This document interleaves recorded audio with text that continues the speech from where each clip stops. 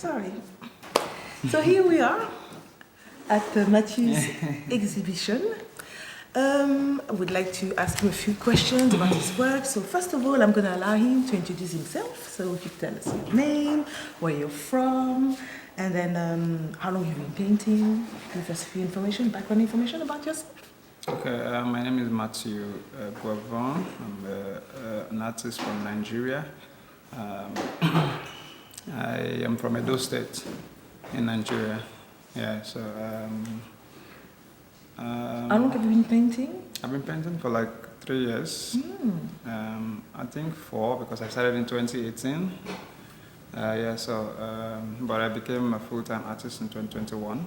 All right. Yeah. And then, what was the inspiration for this solo exhibition? The inspiration is about family, the bond that exists between 2 people, 3 people, just in a family scene. Though we have like our differences, but there's always this bond that connects us. Yeah. So I see the title of your exhibition is Ifedolapo. Yeah. Did I pronounce it well? Ifedolapo. Ifedolapo. What does it mean, please? Ifedolapo it means one family, and then Ifedolapo is my language from Edo State, Benin. Yeah, that's how you say one family in Edo State. Okay. Yeah. And then looking at some of your paintings, I could feel a fashion inspiration into it. So could you tell us a bit more about how you infuse that into your inspiration? Okay.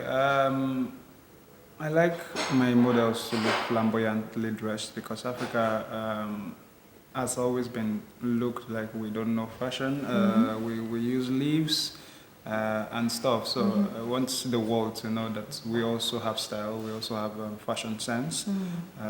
And then we're not just all these wretched looking people like the media used to pose us, like children suffering and all that.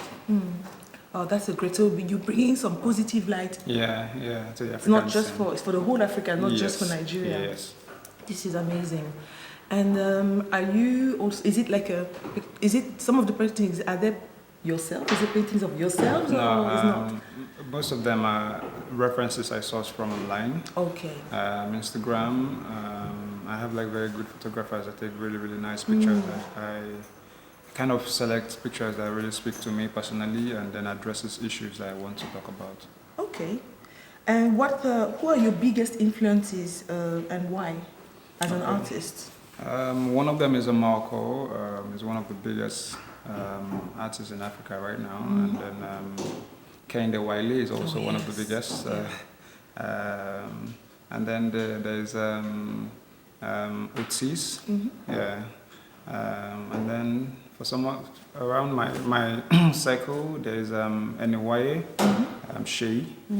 He's also a very good artist, and I look up to him also. So why those ones and not others? Like, because I know there's others obviously, but is it something with their style? It's about their style, and also we make like similar art, figurative portraits and all that. So it's about their style.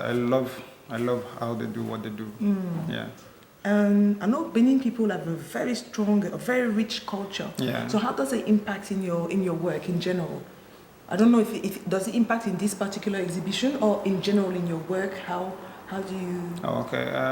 Not in this particular body of work, but in the past, like last year, I've been able to try and represent my culture in my work. But moving forward, there's a lot of things I would still want to do to showcase my culture, Benin, where I'm from. That's also the reason why instead of one family, I used Ifedolapo to present the title of the exhibition because I want a link to where I'm from Africa and then from Edo State. Okay. Yeah.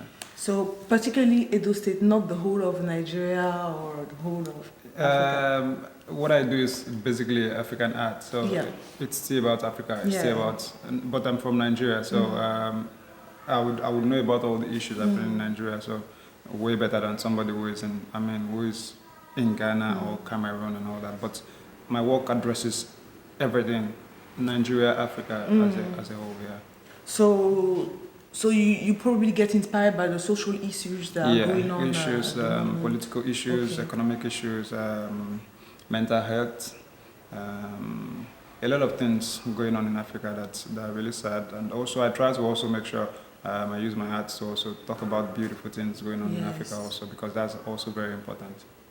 Okay. Yeah. And so mental health, I'm hearing this is something that is becoming prominent in Africa. Yeah. So do you know a little bit about it? I just feel like it hasn't really been accepted yet as mental health in Africa, because we just feel like there's nothing like depression. There's nothing like depression, because they feel like we've not accepted it yet. Even the idea of talking to a shrink has not fully been accepted yet. They just feel like, get a grip of yourself, you're a man and all that. Yeah. So I think, and I think it's a very big issue, because at the end of the day, a lot of people are going through it. A lot of people are suffering. A lot of people are depressed. But because it's not something that is widely accepted. They've not been able to deal with it and treat it. You understand, and get it addressed. So it's a very, very big issue. And sometimes, I think last 2 years, I was able to use like 2 pieces to address the issue of mental health. Oh. Yeah. Oh. Thank you for that. That's good. We need more of that. Now, as an African artist, how do you navigate the professional art industry? How are you finding it? Because it's a particular industry. So Yeah.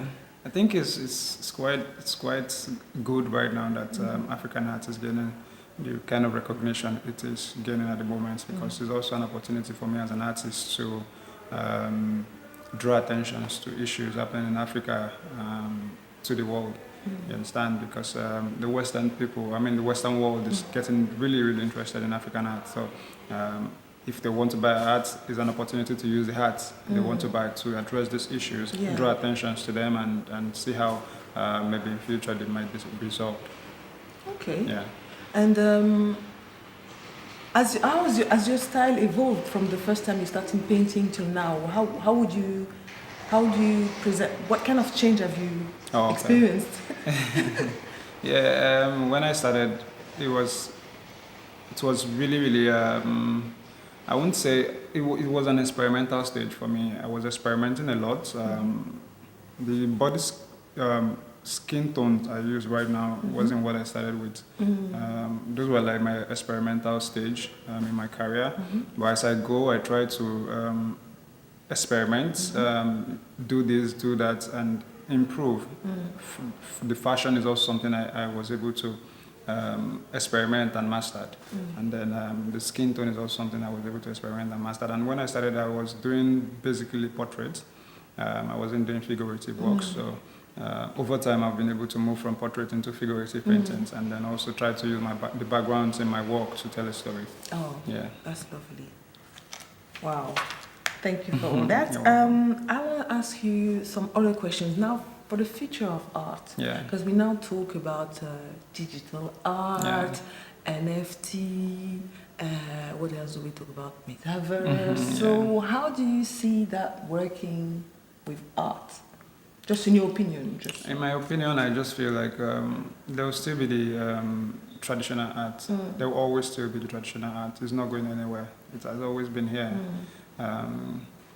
The digital form, NFT and the likes, I just feel like there are other avenues for artists to also make a name and financial gain for themselves. But particularly for me, I just feel I always do traditional art, and I don't see myself really going into NFT for now. I like the idea of having the piece, the original piece, and the idea it gives you as the owner of it, as a collector, maybe as a gallery or something, and then that physical view where you come in and you see the work in person, because you can see the texture, everything is there, That's true. I totally agree with you. Nothing beats it. Yeah, nothing. And then I'd like to ask you as well, because now that you are, you're doing big things. I mean, you're showing in Paris, you're going to be showing in the States, you're going to be showing in different places. What advice could you give other artists that are, that are going to be looking up to you? What would you tell them to advise them in their career?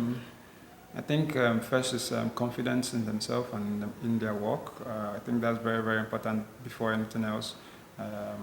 If you don't have confidence, even when you're doing the best works, you will not be able to push yourself. You will not be able to.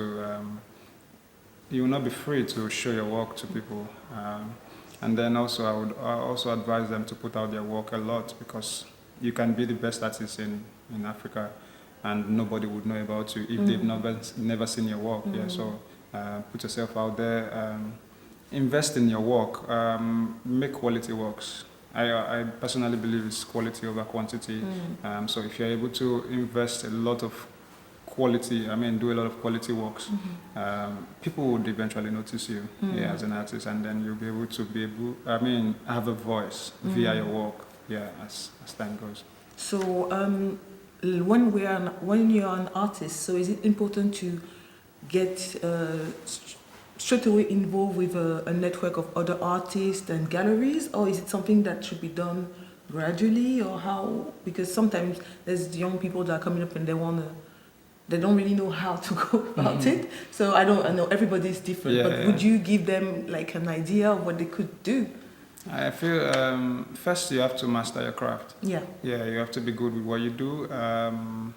When you've mastered your craft and you've come up with your own style, and you're comfortable with it, and something you could do for a very long time, you also have to network with other artists, because sometimes when you do that, it helps you see art in a different perspective, from yourself. You get to speak with other artists, you get to pick their idea concerning what they do, and then try to interrelate it with what you're also doing, and see where you need to improve or do better or master or something. So it also helps you, and then maybe eventually you can now try reaching out to galleries, or they would locate you eventually. But then another thing is getting in the face of the galleries is also very important, because if they don't know you, they can reach out to you. Yeah. That's very true. Oh, thank you very much for all this advice. And then we're wishing you a lovely end of the day. Thank you. So you're now going to go around a bit? Yeah, we will. All right then. Thank you very much. You're welcome.